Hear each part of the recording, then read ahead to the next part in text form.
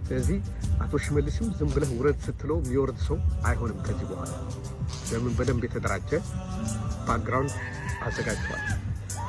አቶ አብይም ስጋቴ ብሎ በተራ ቁጥር አንድ የሚፈራው አቶ ሽመልስ አብዲሳ ነው። ስለዚህ አሁን ምንድነው የሚሆነው?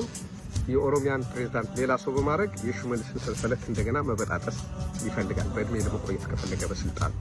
ከምርጫ በኋላ ስልጣናቸው ላይ ማናገኛቸውን ሰዎች ልጠቁማችሁ እፈልጋለሁ። ባለፉት 8 ዓመታት የዶክተር አብይን የፖለቲካ የአስተዳደር ዘይቤ እና የአመራር ስልቱን እያየን ነው የቆየ ነው። ካለን ኤክስፒሪያንስ ግምት ነው የምናገረው፣ ግምት ነው። ምን መረጃ አግኝተሃል እንዳትሉኝ፣ ግምት ነው። ግምቴ ልክ ነው አይደለም ሲቆይ ታዩታላችሁ። እስካሁን ባለው የዶክተር አብይ መንግስት ውስጥ ቁልፍ ሚና ይጫወቱ የነበሩት እነ የኦሮሚያ ክልል ፕሬዝዳንት የሆኑት አቶ ሽመልስ አብዲሳ ከምርጫው በኋላ ኦሮሚያን ያስተዳድራሉ የሚል ግምት የለኝም። ምክንያቱም ዶክተር አብይም ሆነ አቶ ሽመልስ አብዲሳ በየራሳቸው የሚታሙበት ነገር አለ። ከጀርባ የሚያደራጇቸው የራሳቸው የሆኑ የማፊያ ግሩፖች አሏቸው። የደህንነት ሰዎች ሁሉ የሚፈሯቸው፣ የፌዴራል መንግስቱ የደህንነት ሰዎች የሚፈሯቸው ሌሎች አደገኛ ኃይሎች በህቡ የተደራጁ አሉ። ዶክተር አብይ የራሱ አለው፣ ሽመልስ አብዲሳ የራሱ አለው። በፊት ምናልባት እየተናበቡ ይሆናል የሚሰሩት፣ ግን ሁለቱም በግራውንድ ራሳቸውን የሚከላከል ኃይል እየገነቡ ነው ያሉት ማለት ነው በራሳቸው። ስለዚህ አቶ ሽመልስም ዝም ብለህ ውረድ ስትለው የሚወርድ ሰው አይሆንም ከዚህ በኋላ። ለምን በደንብ የተደራጀ ባክግራውንድ አዘጋጅቷል። አቶ አብይም ስጋቴ ብሎ በተራ ቁጥር አንድ የሚፈራው አቶ ሽመልስ አብዲሳ ነው። ስለዚህ አሁን ምንድነው የሚሆነው? የኦሮሚያን ፕሬዝዳንት ሌላ ሰው በማድረግ የሽመልስን ሰንሰለት እንደገና መበጣጠስ ይፈልጋል፣ በእድሜ ለመቆየት ከፈለገ በስልጣን። ሰው አቶ ሽመልስ የመነሳት እድሉ ሰፊ ነው። በሁለተኛ ደረጃ አቶ ደመላሽ ገብረ ሚካኤል ከፌዴራል ፖሊስ መነሳቱ አይቀርም።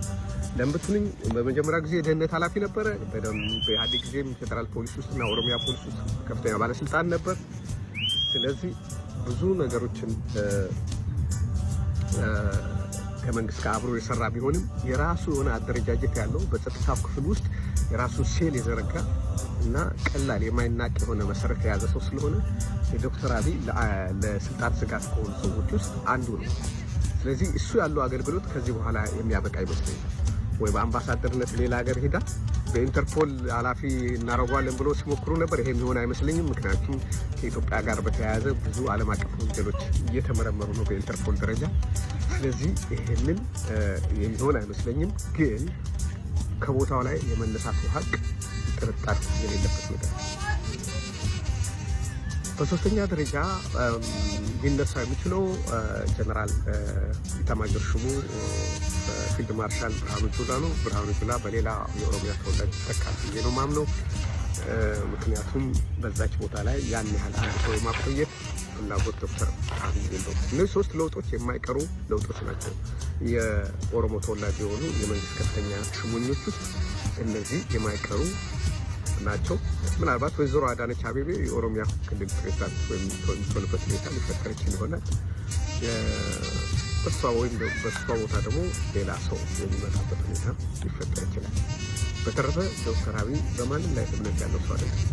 ሰው የሚያምን ቢሆን ኖሮ አቶ ለማ መገርሳን ያምን ነበር። ለ2 ዓመት በጊዜያዊነት የተሰጠው ጨፌ ኦሮሚያ ወክሎ የላከውን ስልጣን እኮ ነው አቶ ለማ በማያውቅበት ሁኔታ ከስልጣን ላይ አባሩት። ድንገተኛ ስብሰባ ጠርቶ ከፓርቲው ስራ አስፈጻሚዎች ጠርቶ